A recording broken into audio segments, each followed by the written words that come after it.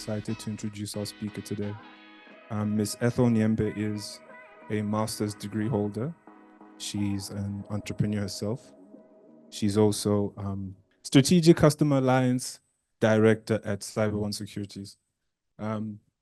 She's a mother, a golfer, and a successful businesswoman.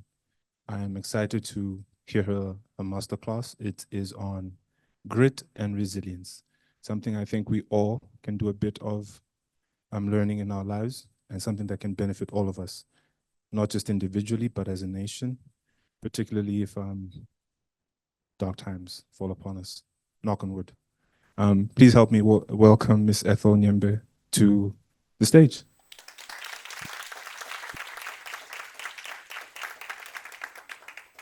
Thank you so much, Sam. You did very well. Glad you had your notes. That's the thing about being an entrepreneur. What you thought was going to look fantastic on a Monday only comes through 2 weeks later. Thank you, Yolanda. It was inspiring to listen to you. And thank you, everyone, for being here today. It's really great to have you here.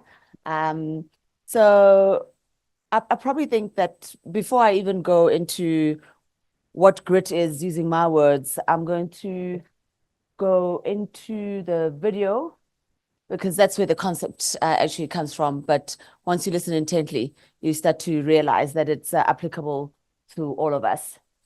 Just want to make sure that I'm going the right.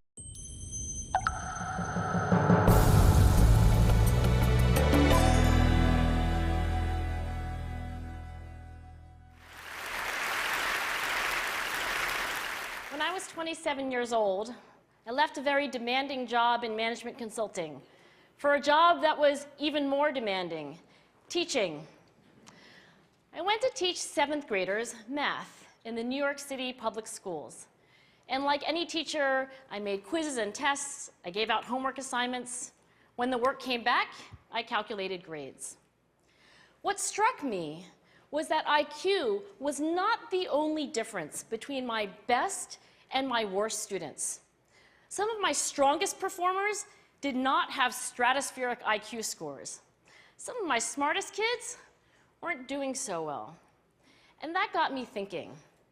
The kinds of things you need to learn in 7th grade math, sure, they're hard. Ratios, decimals, the area of a parallelogram. But these concepts are not impossible. And I was firmly convinced that every one of my students could learn the material if they worked hard and long enough. After several more years of teaching, I came to the conclusion that what we need in education is a much better understanding of students and learning from a motivational perspective, from a psychological perspective. In education, the one thing we know how to measure best is IQ. But what if doing well in school and in life depends on much more than your ability to learn quickly and easily? So I left the classroom and I went to graduate school to become a psychologist. I started studying kids and adults in all kinds of super challenging settings. And in every study, my question was, who is successful here and why? My research team and I went to West Point Military Academy. We tried to predict which cadets would stay in military training and which would drop out. We went to the National Spelling Bee and tried to predict which children would advance farthest in competition. We studied rookie teachers working in really tough neighborhoods, asking which teachers are still going to be here in teaching by the end of the school year. And of those, who will be the most effective at improving learning outcomes for their students? We partnered with private companies asking which of these salespeople is going to keep their jobs and who's going to earn the most money. In all those very different contexts, one characteristic emerged as a significant predictor of success. And it wasn't social intelligence, it wasn't good looks, physical health, and it wasn't IQ. It was grit. Grit is passion and perseverance for very long-term goals. Grit is having stamina. Grit is sticking with your future, day in, day out, not just for the week, not just for the month, but for years, and working really hard to make that future a reality. Grit is living life like it's a marathon, not a sprint. A few years ago, I started studying grit in the Chicago public schools. I asked thousands of high school juniors to take grit questionnaires, and then waited around more than a year to see who would graduate. Turns out that grittier kids were significantly more likely to graduate, even when I matched them on every characteristic I could measure, things like family income, standardized achievement test scores, even how safe kids felt when they were at school. So it's not just at West Point or the National Spelling Bee that grit matters, it's also in school, especially for kids at risk for dropping out. To me, the most shocking thing about grit is how little we know, how little science knows about building it. Every day, parents and teachers ask me, how do I build grit in kids? What do I do to teach kids a solid work ethic? How do I keep them motivated for the long run?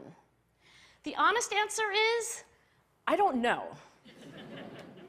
What I do know is that talent doesn't make you gritty. Our data show very clearly that there are many talented individuals who simply do not follow through on their commitments.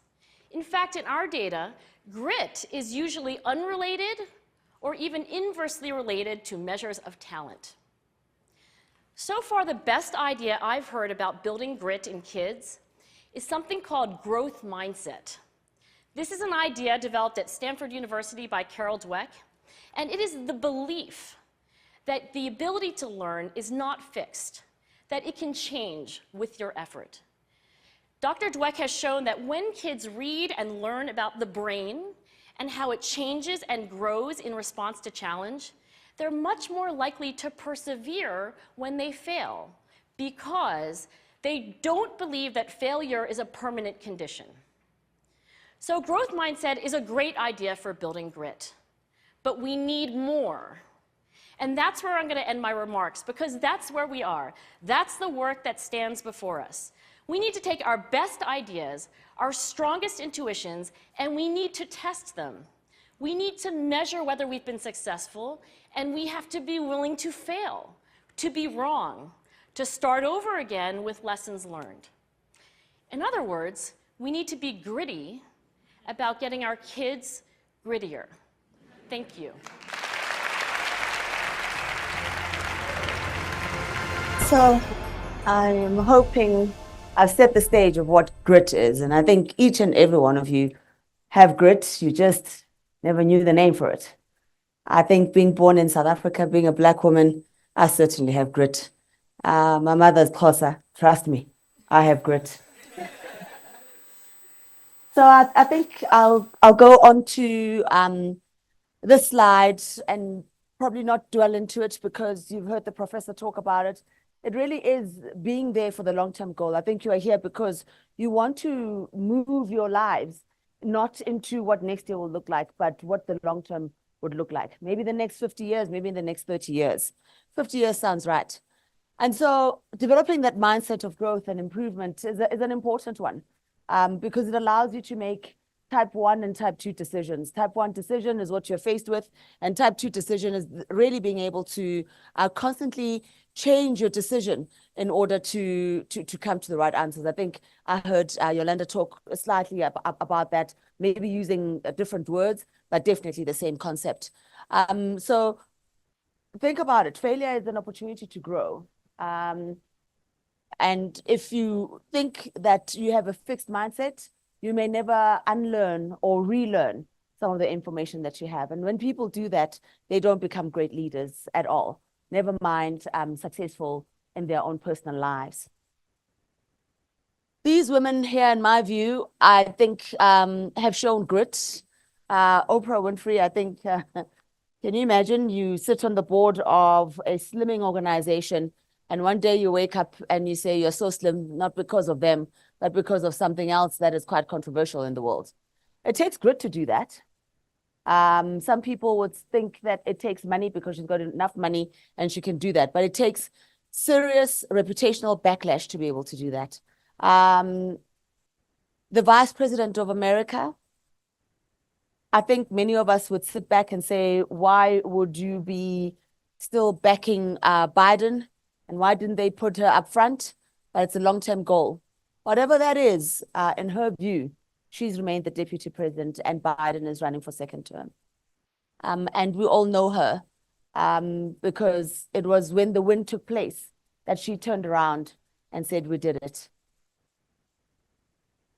The other woman that would be well known is probably one of the longest serving presidents of the Bank of Europe, Christine Lagarde. I quite like her because I think sometimes I look around here and there's lots more women than men, but sometimes women who are in business, who are supposedly successful, you're supposed to look a particular way. You can't wear your all-star, you can't do this, you can't do that. And goodness to Yolanda, I actually made reference because of you. Because you're supposed to look a particular way. But Christine, absolute fashionista, real French goddess. She can tell you about a skin routine and yet control the markets in the whole of Europe. Now that for me, it takes grit to do that. And she does a lot of work in talking to young people around what they need to do to be successful. Right there is my grandmother. She died in 2021, not from COVID, but purely because at 101, her stomach gave her a bit of trouble. 1 week, 2 weeks later, she was gone. Her name is Ethel. I take after her. And she had grit. Determined galore. And so really and truly inspires me. And at the bottom is my mom and my business manager for a very long time, Pearl Venkatrapman, very quiet, but a real silent assassin in making sure that she's not successful, but we are successful. Margaret Ninaba, a woman I worked for, I had great admiration, not for what she did in the bank, but rather how sometimes she was treated in certain quarters of the bank, but every day she came to work and showed up. One day I asked her, why does she do that? And she said to me, Miss E, don't let anyone ever steal your joy. So I think Yolanda talked a great deal around preparing yourself. We'll talk about that as well in this masterclass. But really and truly, when you go into corporate or you go into your own business, there'll be days where it's not joyful because customers think that they can cut out your margin and you got to fight for it even if you don't want to fight for it. But if you don't fight for it, it's going to be detrimental to your own business. And so I think that it was a great deal that I learned from her and how she showed up every single day, knowing in certain quarters exactly how certain people felt and would walk into the room as if she didn't know. And so that was for me corporate politics to the higher grade. Nelisa, I have never met a woman more smart. I will tell you that when I was at Metro FM, they made sure that they facilitated the groove in me because I was in my 20s. But when I worked for the Sunday Times, they really brought my children into the world and gave me perspectives that I would never have. And then the banks brought my children up and took them through high school. But I too brought purpose to those organizations, and we'll talk about that later. So she said it's vital that every girl determines as early as possible who she is and what her contribution to humanity will be. And so we know what her contribution was. It really changed the face of politics. And when you change the face of politics, you change the face of economics in a country, and you change its social capital, how people behave and how people are and how people engage, and most importantly, what society will look like. And then I've also worked with great men. Any girl who's watched Bridget is watching the love story, right? And you look at it and you think it's absolutely impossible. Because sometimes what we see around us just doesn't look like Bridgerton. But I do want to say that in building your career, sometimes it's not the women that prop you up. Sometimes it's the men. And I've had great people that I've worked with, Simpiwe Ngona. And whenever we used to have one of those Women's Month, he would say, if we don't promote more women, if not us, then who? Lincoln Marley, I am in front of you today because he's put this summit together. His own personal time, his own side hustle, besides being a CEO of La Saga. He said the youth of the country is important. And so for him, he would always say, our duty as leaders is to create a working environment where women will not only succeed, but also to thrive. And so I will tell you that I joined Standard Bank because, as Zweli Manyati said, Lincoln must give me a call. And when Lincoln gave me a call, I was like, oh, I'm not too sure.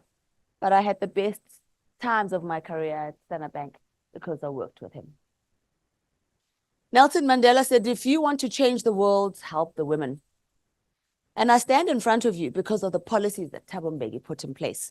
He said that I think that probably the most important thing about our education was that it taught us to question even those things we thought we knew. And that's great, because you got to learn, unlearn, relearn, and maybe I'll introduce a new concept of subtraction. And so why do I single out Thabo Mbeki? Simply because when he came into power, he said there's going to be a scorecard. There's going to be a measurement as to how many Black women are in industry, how many Black women are in boardrooms, and how many middle-class Black people have access to a bond. That was a big change. When I went for my first banking interview, and I'll tell you an anecdotal story, it wasn't because I wanted to be a banker.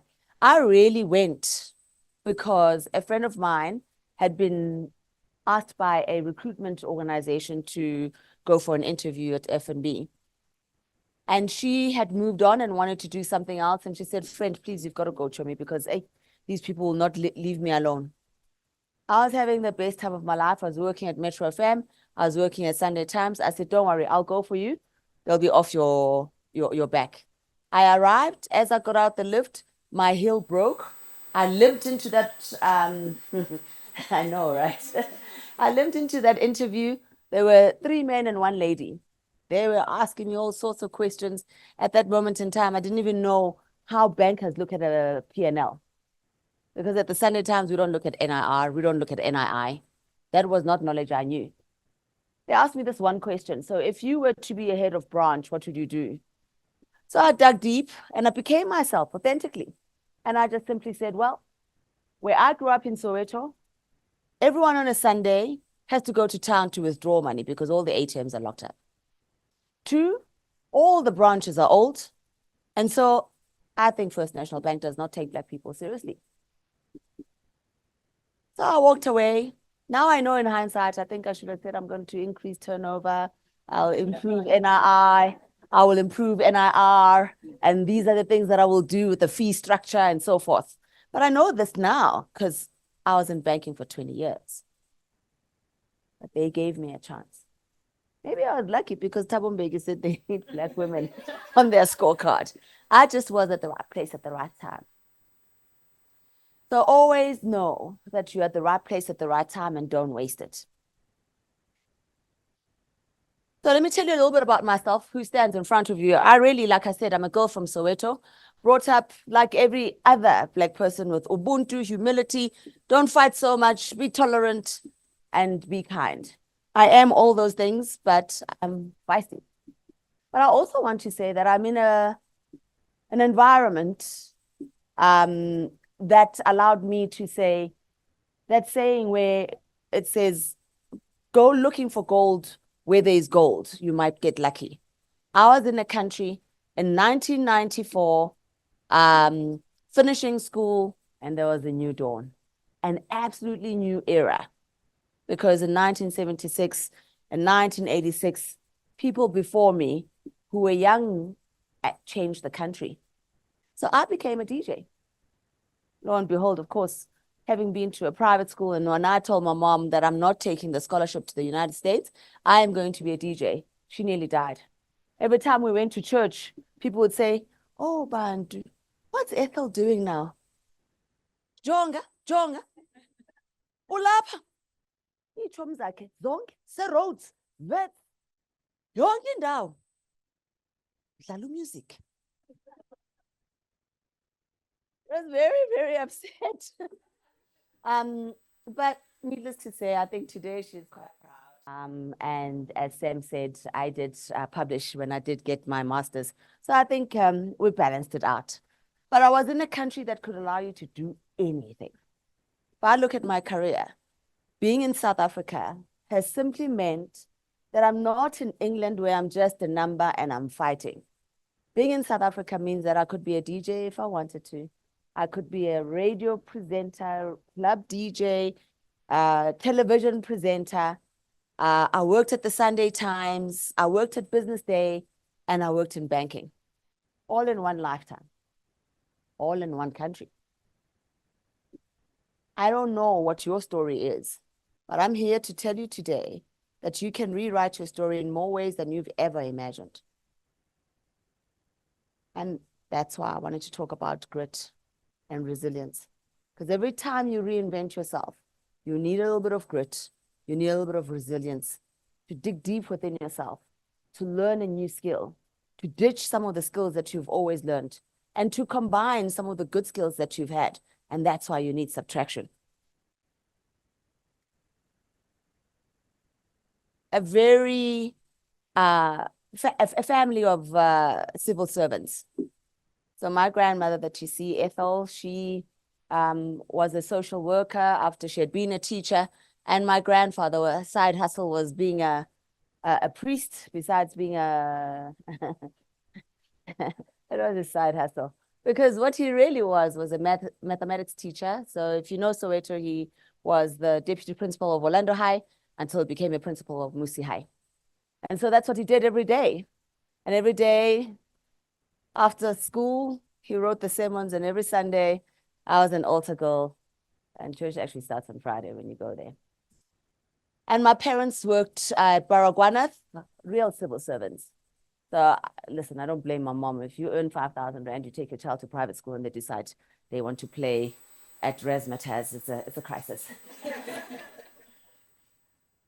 But then I've been fortunate enough to have had children. What you see right here, those are my 2 kids and my husband.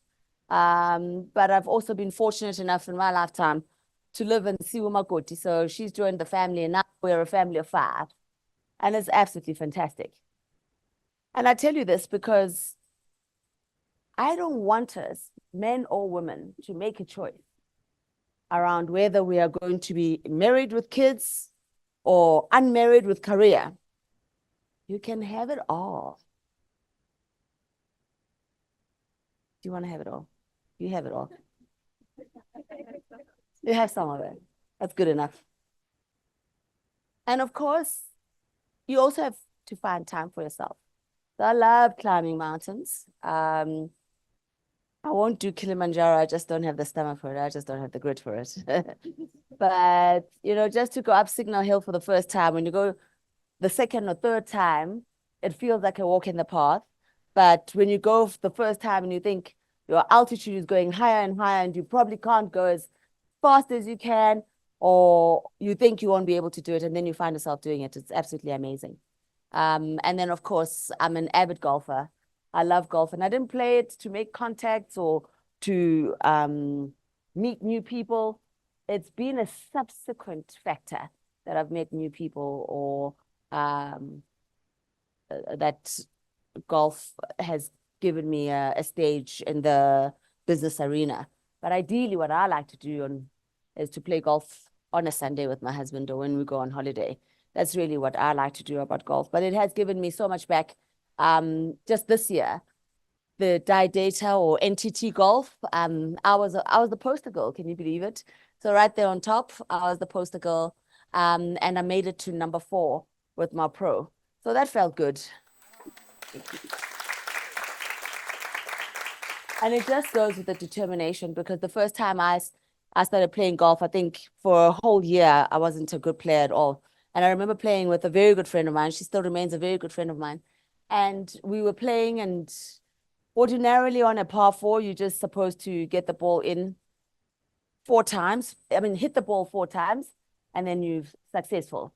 If it hasn't gone too well, 6 times. But as for me, I'd be going on and on the same par for maybe 8 times. And she was such a good golfer. She'd be on a second shot, I'd be on my 6th shot. And eventually I said, oh, don't worry, I'm getting it. She said, no, Sana, I could be finished my sunny times by the time you get to yours. But it's taken many years of golf to really know that I can tell you that to get to number 4 simply says that I've become better and better. And I could almost say that I'm good. I'm going to skip that and just talk about why grit is important and why that video talks about it's not just your EQ or your IQ that you need to think about. You need to think about where you are in the world right now. Because when you think about where you are in the world, you start to think about how you're going to navigate the world, and the world needs new skills. What you learn at school, what you find in real life, simply means that you need a combination of these two in order to succeed. And what I've found is that juggling new skills means that you can sustain profitability. It means that you have to be inherently a leader, whether you've got the leadership position or not, in order for you to inspire others. Because if you are within a team and you're able to inspire others, suddenly you are able to see a vision beyond what most of your peers are able to see. And then, of course, you've got to be decisive. You've got to be decisive about what you want in your own life, in the projects that you're working on, and what that success looks like and what the outcomes look like. And then, of course, you've got to know that you're going to thrive in chaos. The ANC kind of knew that they might be going for a GNU, but they didn't know to what extent. When Sweden went for a GNU, it took more than 500 days. When Germany went for a GNU, it took more than 100 days. But what did South Africa say? They said, we're going to go for a GNU, and it's going to take 14 days. What did the markets do? They shot up. The rand was better. Suddenly, there's chaos in the GNU. So if you want to be a future leader and you want to have the grit that is spoken about, you've got to know that you're going to thrive in chaos. Last week, Monday, does not look like this coming Monday. And you've got to be able to manage teams across even the African continent, because you don't know where your next job is going to be. And also knowing that people will not look like you. And so if they don't look like you, they don't think like you. So listening and being patient is absolutely critical. And you got to be able to know how to drive achievement.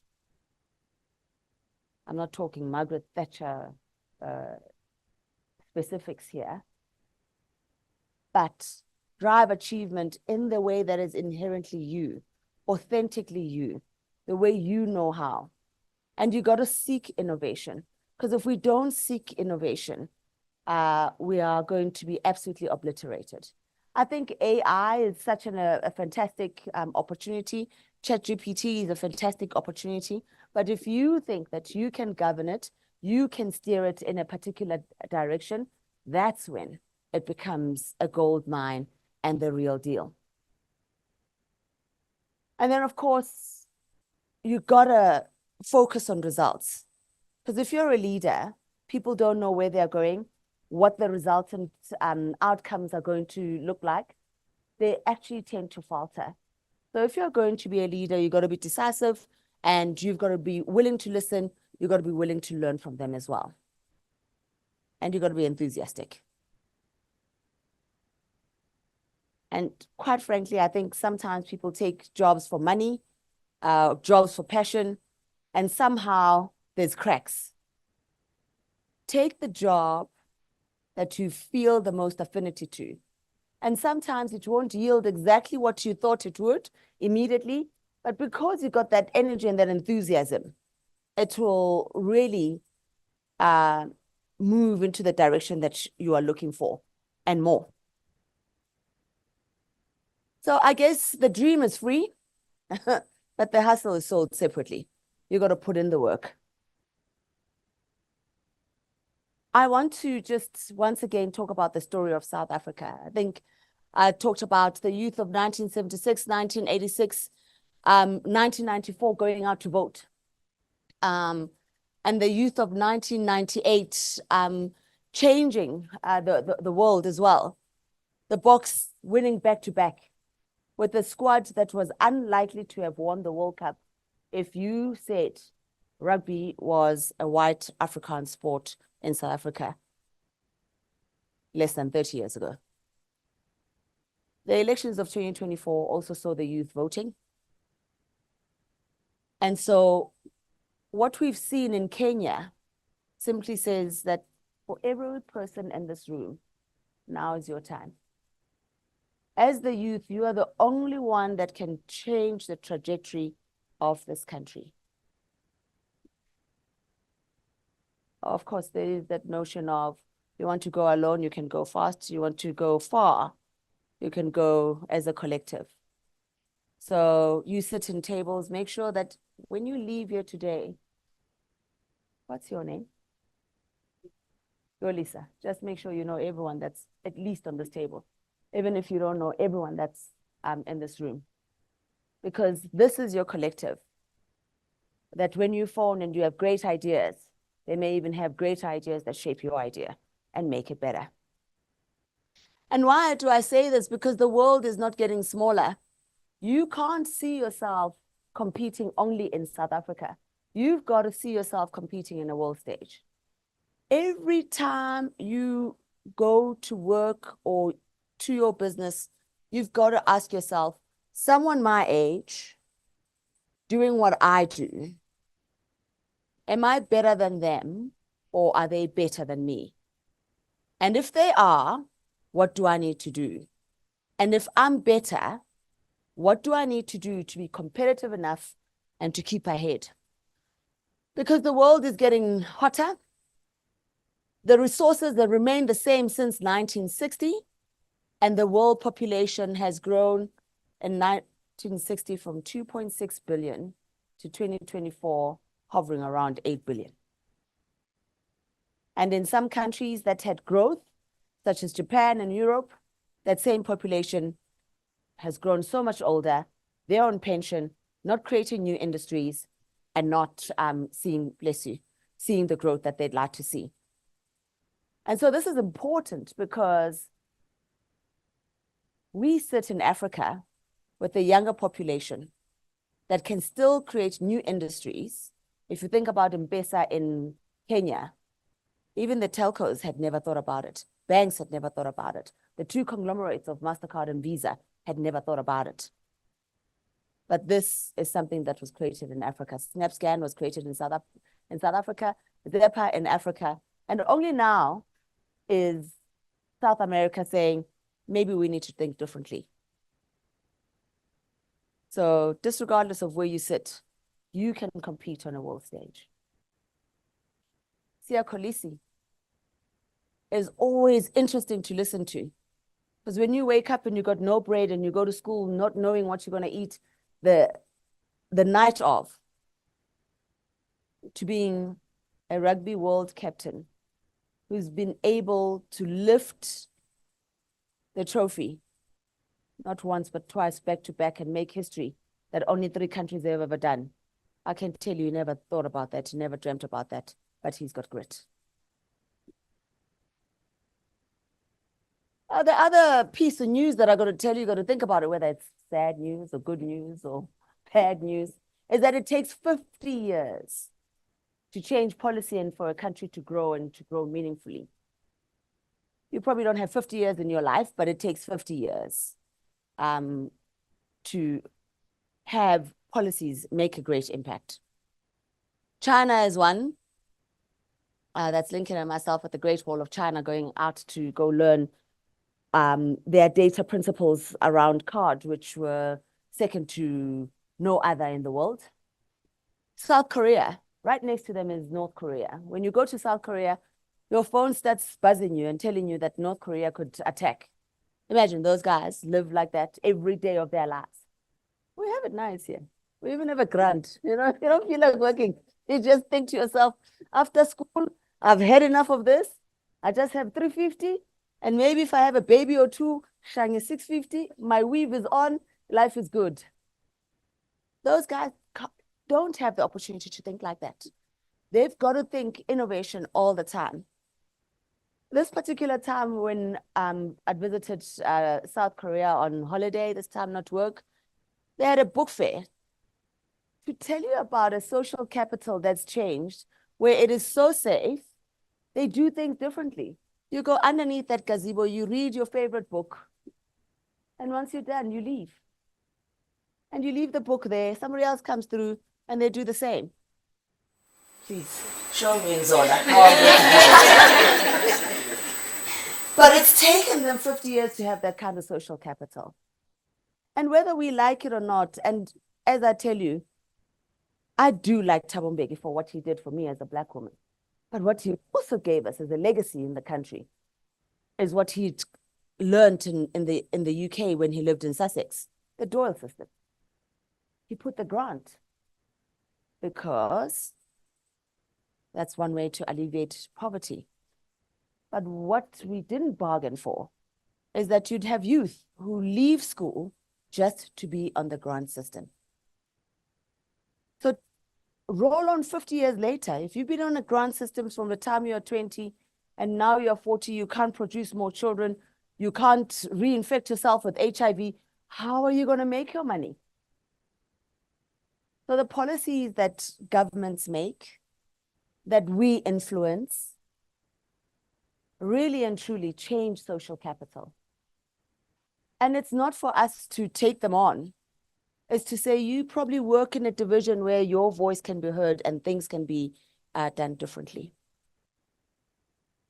The Rwandan president, not too long ago, I'm not sure whether I like the fact that he's still a president to this day, but that's a debate for another day. But the Rwandan president really walks the streets and cleans up the streets with the citizens once a month. I was on a short course at Gibbs a few years ago, and he came to talk to the students. And one of the things that he said was they're going to create a world-class tourist industry around the gorillas. And it seemed impossible because Uganda's already got that. So what would make them be able to do that? But they have. So when you change policy and everybody's aligned, you will see change. The Kenyan president never bargained that people would be killed on the streets, and the very policy he wanted to put in place would be reversed. Because all governments during COVID printed money, highly in debt, high inflation, people can't get jobs. But rather than creating industry, the youth said, we're not paying more. And we're so serious, we're willing to die for it. Isn't Kenya like those black girls like me? So kind, so sweet, so human, don't say too much. But this time, they did. And it wasn't the old ladies and the old men who were wise beyond their ages. It was you, the youth, that has changed the policy for Kenya. Time will tell what the circumstances or the consequences will be. So social capital and the will of the people really go hand in hand. I remember growing up in South Africa in the 80s. You could leave your car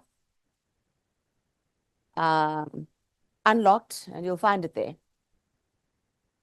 Maybe you can't now for many reasons, because our social capital has changed. And social capital is really how individuals behave around each other and how they treat each other in a country. You know, you arrive in a foreign country and you see how people behave and treat each other. That's social capital. I think post-1994, everyone used to say, oh, South Africa, the rainbow nation, the people always have smiles. That's our social capital, but there's a lot more to it. And I think we struggle with employment, employability, and industry creation. We just are not creating enough industries so that we can absorb all our young people so that they can get jobs. And if they don't get jobs, so that they can start new businesses that can create jobs. There's enough funding. Oh, and education. There's enough money there, but there's just a kink that's missing.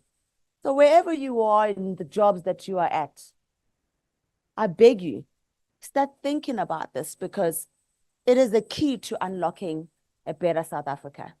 And I stand here because I've grown up in South Africa. And so South Africa has given me so much. And I'm just so happy that there are younger people who can give us so much more, like you guys. I'm going to talk about security. I'm not talking security because we don't have enough policemen or we need more policemen. But I think security just in general, even if we talk about food security, the IT industry just does not have enough skills. So that in itself is a security risk for us South Africans. So what's your name? Portia, where do you work? At PwC. Did you train two other people to be as good as you? So that's a security deficit. But somebody trained you. So on your next job, please promise me that you're going to train two other people to be as good as you. Because then we can change what safety looks like for us and what security looks like for us. We don't have enough avocados. We have to import some of our avocados. What avocado used to cost you R1. It's not inflation that's pushed it up. That's because we've got food security problems. The Western Cape is now starting to think about putting up avocados. Mr. Van Dijk, who is the largest producer of bananas in this country, is starting to import bananas to meet the demand from Chile. Used to go to Woolies, bananas for probably R8.60 and they would come in 8. Now you'd be lucky if you get 6 at R20. We just don't have enough bananas. So food security is a real factor. So I do want you to think about where you sit and what you do and the industries that you are in. The growth trajectory that you're dreaming about, the millionaire status that you're dreaming about for even yourself and your family may be impacted just because we've got food security, skill security. We are just not safe enough. And it's nobody else's business but us. No one is coming. And then health, we won't talk about the NHI, but I think that if you don't have a healthy nation, you've got either everyone wants to be a television presenter like I was, or they want to be a marketing head, and no, not enough people want to be engineers. And those who are engineers can't find enough jobs, and so they end up not doing the real skills that will take the country to see a marry of great education, new industries, employability, and the youth being satisfied.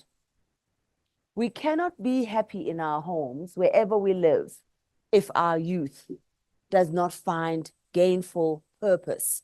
Not employment, gainful purpose. That is a real problem for us. And I think you are here today because you want to network, because you're either looking for better job. Are you looking for a better job? Yes. Yes, right? Because when you have a better job, your child has a better chance in life, your family's got a better chance. And who knows, might earn more. I cannot stress enough that I believe that you are the youth that will be the game changer. And if it's not you, it's someone younger than you that you are going to mentor. They will take South Africa into the levels and beyond. Europe is happy to have us, but they're not Africa. America is happy to have us, but they're not Africa by far. I've never seen a nation that lives in so much fear as the US. We've got other safety issues. But when you walk out of here and a policeman stops you, you don't have that blinding fear that they have. So the grass is not always greener. And my view is that we can make it better. And hopefully with the summit, people like myself who stand in front can impart, even if it's just one bit of a nugget that can change what you want to do and how you want to do it. For that better job or for that skill that you're looking for, just taking on a sample of 2, I would say mentorship is critical. Make sure you have recognized someone who walks in ways that inspire you, talks in ways that inspire you, does the things that inspire you, and sometimes very different from you in order to mentor you. A few years ago, I was the provincial head for Gauteng, and I think I knew what to do, but I didn't really know what to do. So they gave me a mentor, and they gave me this man, Malcolm Hewitt. He was from the UK, and he'd worked at Barclays and worked in Botswana and everywhere else. So when we first met, I kind of felt, you think you know blacks, but dude, I don't think you do. You don't know me. And so we were boxing. But I learned the most from Malcolm Hewitt. He was my first mentor of that level. And this is what I learned. Find a mentor that doesn't walk like you, talk like you, and has got the same experiences as you. Because when that happens, that's when the magic happens. He taught me so much and broadened my horizon in ways that I'd never imagined. So please, I beg you, find mentorship. Trust me, there is someone that's out there that could be just a little bit better than you. Do you think there's someone better than you? What's your name? No, yeah, you. Kamkhel. Why does she look at you? I also don't know. Kamkhelo, put your best foot forward. And do what you love. I think we spoke about this and I won't dwell into it. And teamwork, like I said, if you want to go far, go as a team. And it doesn't matter what job you've got, just show up and do your best at work. And don't be that person at every tea break. Anyone who can listen, you tell them how much you hate your job. We already know, dude, it's fine. But you're in this job now, just so show up. Because you know, you probably have down days. When you become an entrepreneur, you definitely have down days when the cash flow is not cashing up. But your community looks up to you. You say, sure. Okay, so if she runs a cybersecurity company, maybe she can give me a job. Or maybe there's something I can learn. Because they haven't seen that Instagram post where things are bad and you're not sure about the cash flow. I also want to say your grit is not transferable. It's like that invitation to the wedding. Don't go with your friend because they've invited you alone. They've counted the numbers. My son recently got married. Now I know. If you go to a wedding planner, you can go to one that's charges 30,000 per head, 15,000 per head, or 60,000 per head.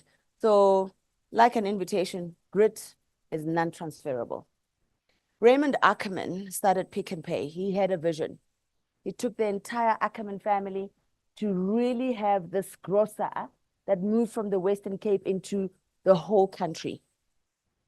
They prided themselves in fresh produce, and he stepped up during apartheid to say he could even go into fuel and make it better for people who were struggling. Serena is nothing like her sister, and I bet you her children will be nothing like her in the ways that she was on court. It was for the first time that any woman could hit a golf ball at more than 140 kilometers an hour. Imagine when a car is traveling at 140 kilometers an hour, you're going to get a speed fine. That's how Serena hits the ball. Richard Branson has got dyslexia. He started Virgin. He's got a few farms here in South Africa, Mount Rochelle and others. He's got the kind of grit that even his own children will probably never have. Raymond Ackerman died a few months ago. And the company is technically insolvent. Grit is non-transferable. Don't doubt yourself. What you can do, what you've been put on earth to do, is yours. Don't look behind. You. Yes. Malcolm Gladwell said it talked about something called the 10,000 hour rule in his book Outlier.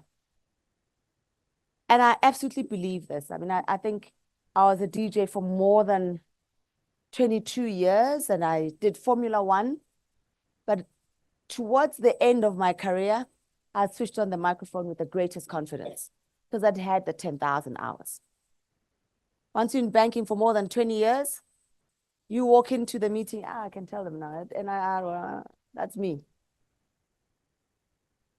Because you have that behind you. So we want to accelerate our careers. I'm saying do it. I remember when I was young, 2 years in a job was enough. But you need the 10,000 hour rule. What that does is that it just asserts key skills and allows you to achieve true mastery in what you do. And it takes practice. To be in the job for 10,000 hours and you're not practicing might not augur well in the success that you want, but you've got to be conscientious. As the professor spoke about in the video, you've got to be practicing. You've got to be relearning and unlearning, because practicing in the wrong way is not going to get you where you want to be. But you need the hours, you need the patience for you to succeed. And so I'll also say that in your own future, you need to live inside a triangle. I spoke about this earlier on. Your career is everything, but it's not the only thing. Your time out, you can't do all the time. You know, I always look at Instagram and like, I want to be like those people. I'm in Italy this week. I'm in Netherlands next week. and not working and enjoying the sunshine.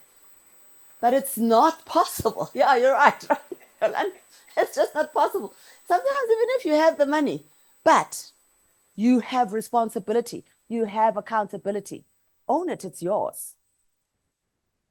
And then create a family, whatever that is to you. It could be Sex in the City vibes, your group of your 4 girlfriends that are your family. You just need people that hug you after a quarter of what seemed like it was going to be endless. In whatever you do, it's half-year results for everyone.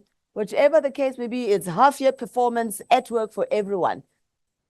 You need to have that sense of family, whether Majida, the car wash, that just are able to get you and understand you. Otherwise, really and truly, you can't achieve what you need to get. And I'll tell you that back again at the 10,000 hours, I think he did an example with residents who he said just simply attaining those 10,000 hours was not enough. You need to take time out of your scheduled lives and be with family and friends, balance work lives with various sports and artistic activities that cultivate the determination and creativity. You need those supportive relationships that we build who are outside of residency that define the future. So he did the residence with surgeons. These things just help you survive the 10,000 hours. And I think I was just lucky. I came from a family, they just love you, whether you like it or not. When you arrive, like, it doesn't matter. Even if I don't think I look pretty today, like, oh my goodness, so it just is an affirmation all the time. And because you get that, your 10,000 hours become worthy. So is work a slog for you? Or do you love it? Did you just zone out for a moment there? Yeah, no, you didn't. It's been a long day. We need oxygen. What's your name? Doom. Is work a slog for you?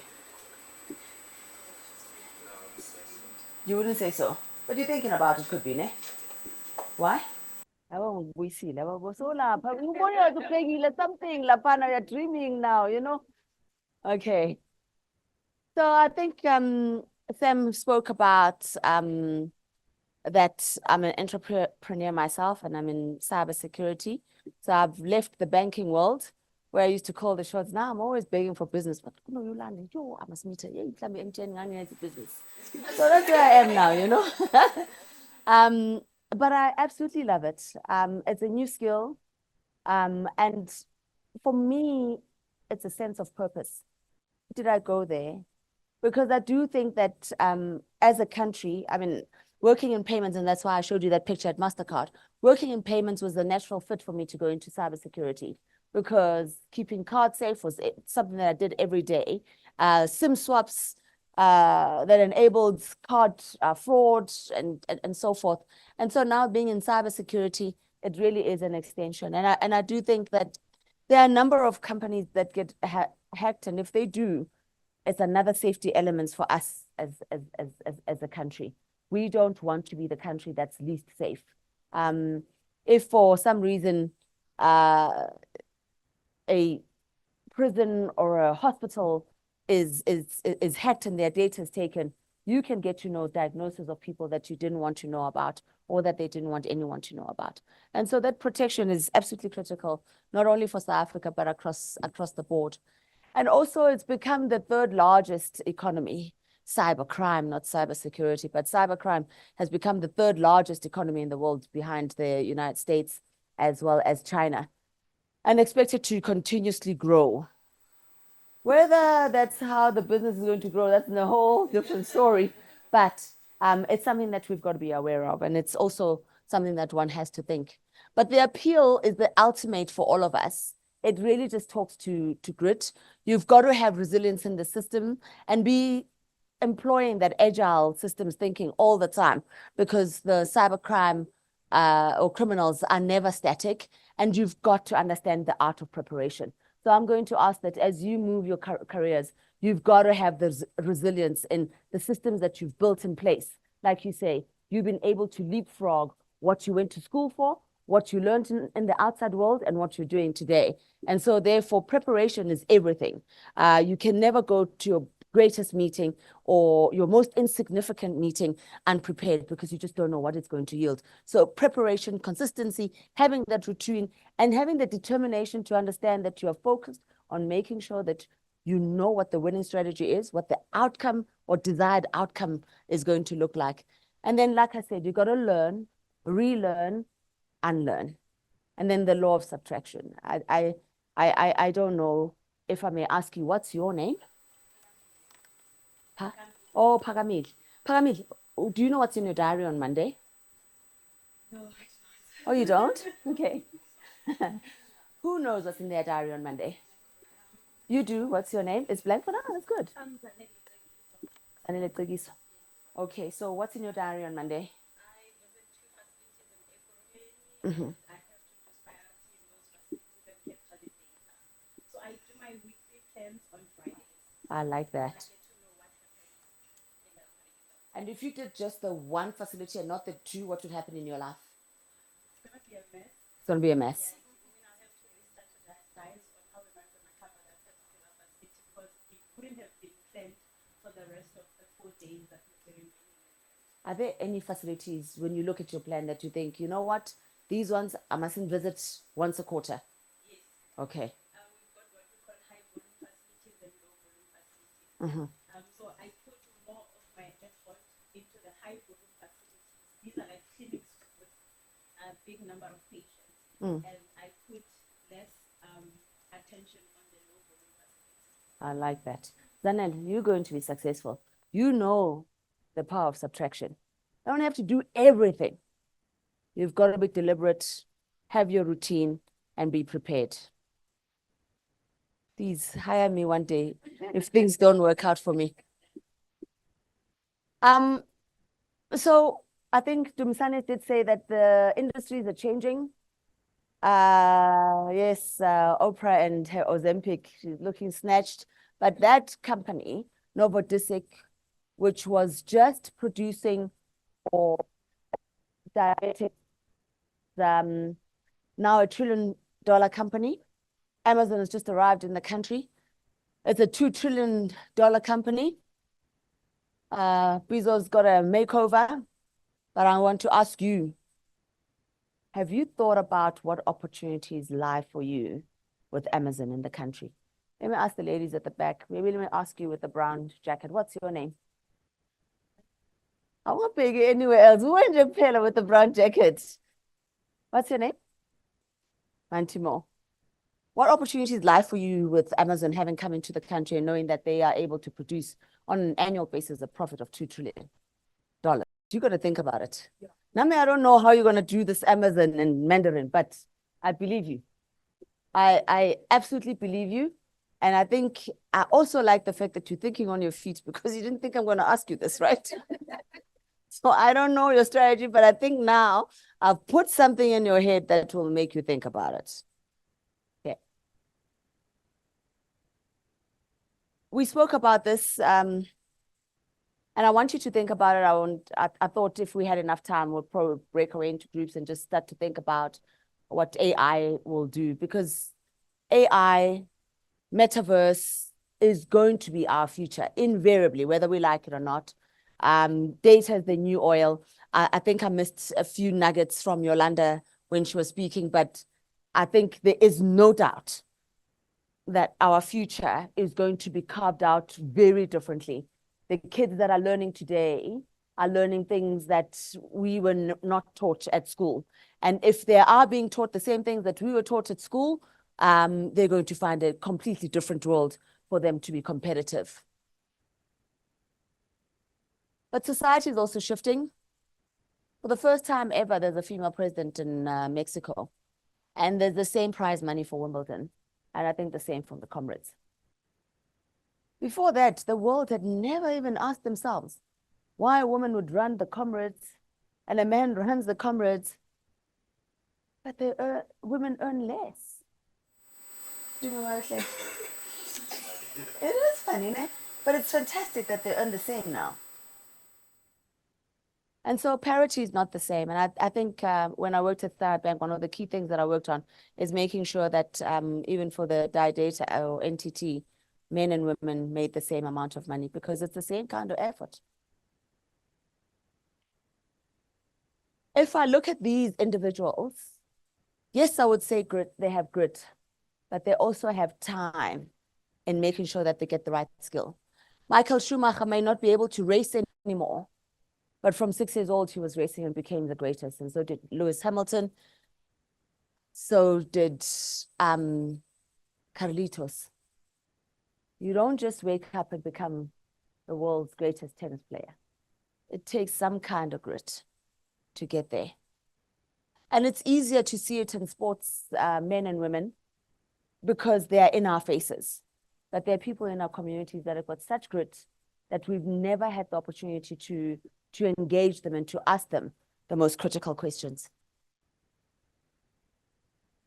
So I'm going to say, why you? And ask you to just start finding excellence or examples of excellence amongst your own peer structures and people, and talk to them, because how do they do it so that you can be better? And you don't have to copy and paste. That's proven to cause plagiarism and failure. And so new companies have entered South Africa, such as Amazon. Find out how you can participate, even within the company that you're working in. Because remember, your company is looking for growth, you're looking for to shine. And always ask yourself, are you competitive enough? Not within the South African context, but sit on Financial Times, look everywhere you need to look at and say, are you competitive enough where you are sitting versus your global peers? The GNU correlation, have you spotted the opportunities? Because there certainly will be lots of opportunities. South Africa is changing right in front of our eyes. The National Party knew he stood no chance against what they called Mandela's party. And we spoke about this earlier on as well. I'm just recapping. Be a leader amongst your peers. You don't have to have been given a title to be a leader. I always think that, like I say, my childhood was the best. My grandfather being a priest meant that if there's no other altar girls, I'm the chief honcho. Because everyone goes away on Easter, everyone goes away in December for Christmas, but those are critical times. It's Advent and it's Easter. So someone's got to do the job. Someone's got to do the first reading, someone's got to do the second reading. And here I am. I became a DJ. I talk all day long because I used to read John chapter 5, verse ban. So don't take for granted what you do every day, because it's going to be who you are. And so, like I said, being at the right place at the right time is important. Success is impossible without the opportunity to become successful, no matter how hard you work. that needs a bit of wrapping around our heads. If you're at the right place at the right time, and you're digging for gold in Gauteng rather than in Kimberley, you're likely to find gold. But if you happen to be in Kimberley looking for gold and you find diamonds, and you didn't know they were diamonds, you're likely to make a mistake. And we've seen it ever so often, where you can't evaluate the diamond and therefore you sell it without the right margin. I also just want to reiterate, congratulations. You have made it to the Youth Summit. It is hard to get into the Youth Summit. There is a process of filtration system. When Lincoln put out the billboards, I had 42-year-olds asking, Manje, Ethel, ngena kanjani ku-Youth Summit? I'm like, but I'll see you, how? So you have made it. Network. Ask the questions of your peers, of the people that, like me, have stood in front here. Because with that skills, with that knowledge, you can change that job. You can move again. Or you can start an industry. What would be your greatest about the policies it puts in place? Some of them good, some of them, but one of the best though was making sure that pharmaceutical companies can create generic medication.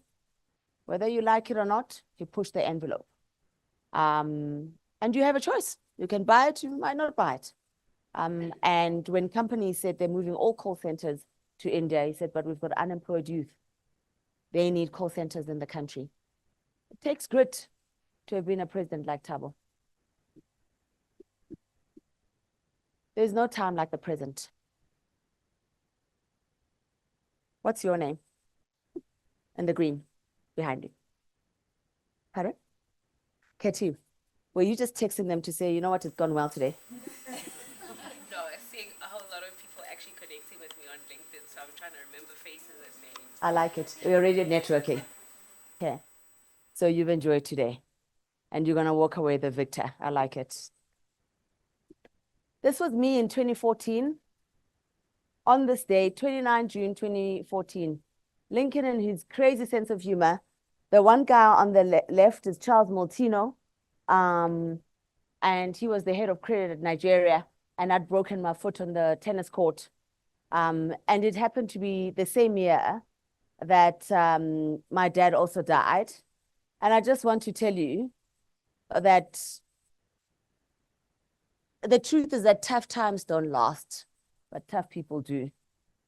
Subsequent to that, I've run marathons, as I could tell you. I have also gone up mountains because your tough times don't last forever. So I just wanted to remind you of that, just in case you thought that life is always smooth sailing. But I think I want to end with the fact that as a family, we have something called the Nelly Foundation, because it's important to leave society in a better place than you found it. And it really is about making sure that while there are many girl programs, there are enough boy programs as well. Because like Bridgerton, we want to find the one. And you don't want to find the one that beats you up, doesn't work, is waiting for you. When I joined banking, my friends used to laugh at me and say, hey, you're going to meet all those people, all month end, all the cars are lined up because the wives are bankers and the husbands are not, or are not working. So I think what it does is that it is a mentorship program, just moving boys into manhood. And kids just love to play, but using mathematical thinking, because I think another policy was maths and science is so important to build a better South Africa, but you need 33% to pass it. But at 33%, you might not make the change that you want to be able to make. And so sharing is meaningful because when you come from Soweto, you all come from different backgrounds. And we talk about gogos raising children, but until you see it, you can't understand the magnitude of it. And gogos do a great job. Don't let me take it away from you. But gogos are gullible because these teenagers will bring up the greatest stories of their lives. And so We also work with different schools so that they can find their own community service hours through privileged schools, and find something that's personal. Giving back is so critical. No matter where you are in life, it's absolutely critical. We've spoken about what you'll do in 30 years' time or 50 years' time. I do wish that you pass all your board exams, because I can tell you those are mighty difficult. So I absolutely understand. Sometimes it's just pole in your life, one foot in front of the other, so that you pass the board exam. Because if you don't pass it, you can't make your dream of being a CA. It's tough. And CAs are one of those where it's such a difficult area. You got to get 80% or above, otherwise you're just not good enough. So good luck.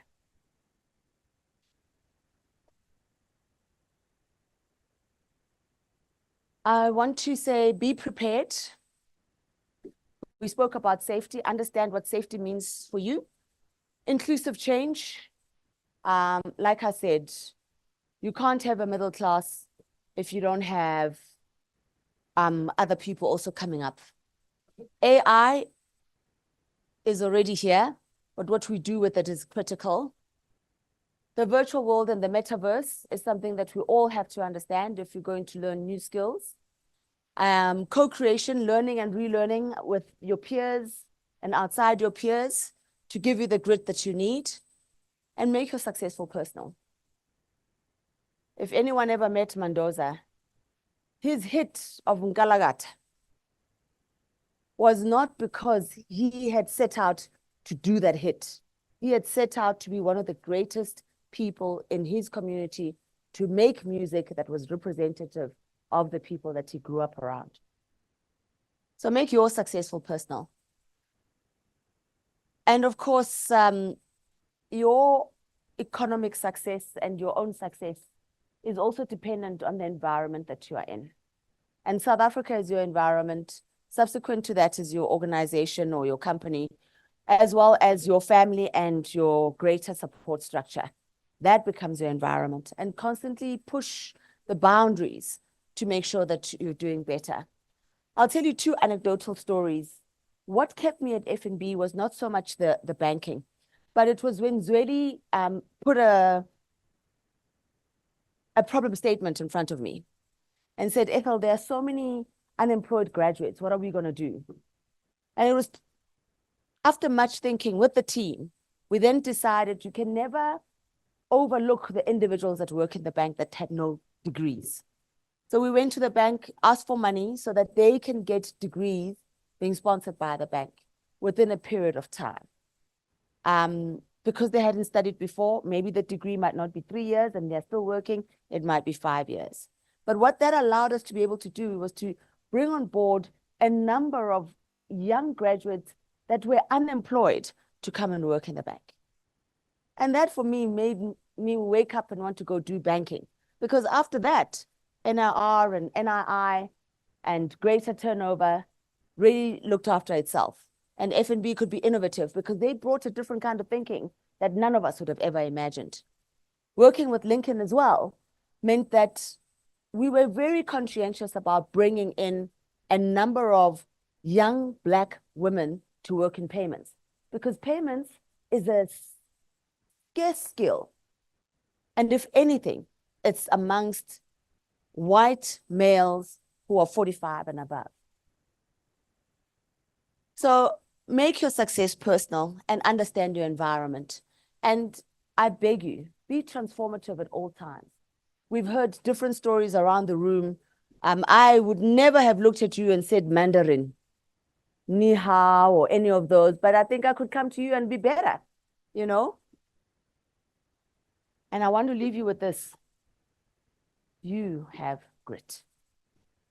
And the resilience that you've seen in little steps and little moments in your life so that you are sitting in this room. Just dwell on it. Don't overlook it. Keep at it. With that, I want to say thank you.